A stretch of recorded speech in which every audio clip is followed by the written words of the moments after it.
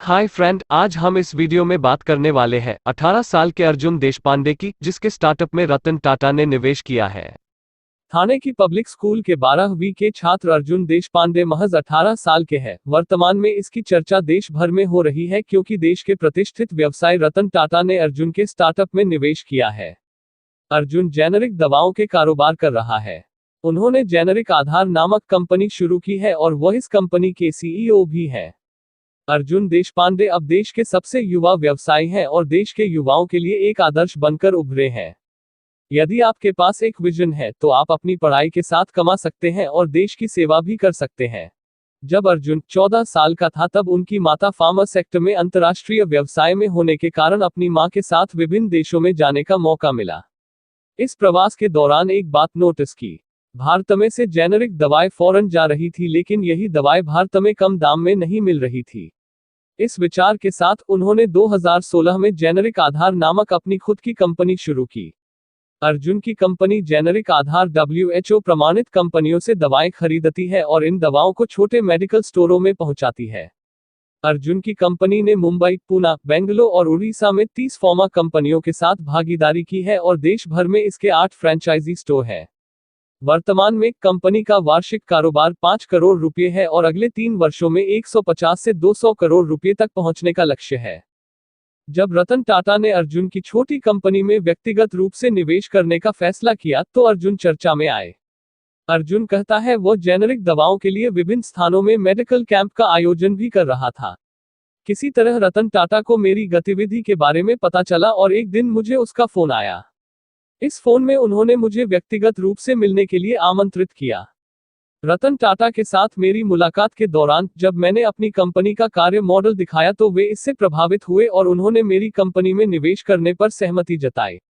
Generic दवा वास्तव में एलोपैथिक दवा ही है, लेकिन जेनेरिक दवाई का ब्रांडिंग नहीं होता है। जेनेरिक हो या एलोपैथिक, सभी दवाओं में एक ही केमिकल सॉल्ट का उपयोग किया जाता है, लेकिन प्रत्येक कंपनी अपनी दवा को एक अलग नाम देती है और फिर इसका ब्रांडिंग करके बड़ी मात्रा में बाजार में उतारती है। जेनेरिक दवाएं सस्ती हैं क्योंकि उन पर ब्रांडिंग करने का कोई खर्च नहीं आता है। WHO जैसे संगठनों द्वारा जेनेरिक दवाओं को मान्यता दी जाती है। जेनेरिक दवाओं का लाभ यह है कि वे ब्रांडेड दवाओं की तुलना में बहुत सस्ती हैं। उदाहरण के लिए, यदि ब्रांडेड दवा की एक गोली की कीमत 59 रुपये है तो उसी सॉल्ट से बनी एक जेनेरिक दवा केवल 6 रुपये में उपलब्ध है।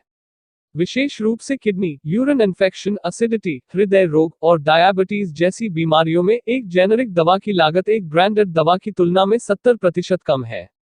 ब्लड कैंसर जैसी बीमारी में यदि कोई डॉक्टर एक हाई-फाई ब्रांडेड दवा लेने को कहते हैं तो उसकी दवा के मासिक कोर्स की लागत 1,14,400 रुपये है, जबकि अन्य आ ब्रांडेड दवाओं का मासिक कोर्स 11,400 रुपये है।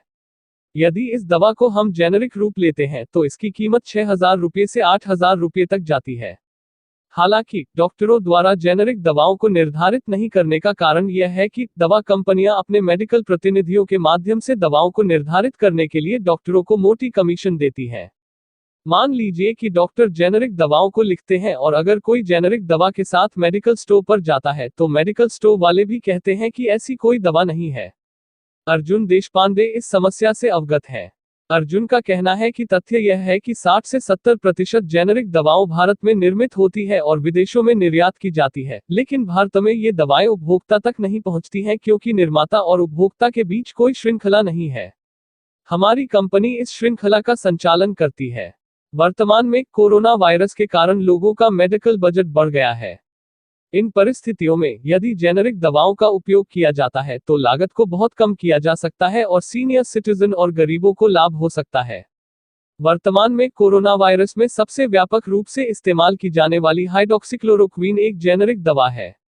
भारत के पास इस दवा की ब्रांड नहीं है। आने वाले दिनों में हम देश के प्रमुख शहरों में अपने जेनेरिक स्टोर शुरू करने की योजना बना रहे हैं और डॉक्टरों से जेनेरिक दवाओं को लेने का आग्रह करते हैं। फिर ऐसी दवाएं गुजरात, तमिलनाडु, आंध्र प्रदेश, दिल्ली, गोवा और राजस्थान में आसानी से उपलब्ध होंगी। वर्तमान में उनकी कंपनी ग्राहकों को डायबिटीज, ब्लड प्रेशर और कैंसर के लिए जेनेरिक दवाएं प्रदान करती है और यह देश के रोगियों के मेडिकल बिल को कम कर रही है। 18 साल के एक युवा का विचार है जिससे वो पैसा कमा रहा है, लोगों को रोजगार भी दे रहा है और साथ ही देश के गरीबों को बहुत कम कीमत पर दवाइयां उपलब्ध करा रहा है। यह नागरिकों के हित में है, इसलिए रतन टाटा जैसे बिजनेसमैन ने उनका हाथ थाम लिया है। ऐसा लगता है कि आने वाले दिनों में दवा की लागत इतनी अधिक नहीं होगी कि वह गरीबों की कमर तोड़ दे।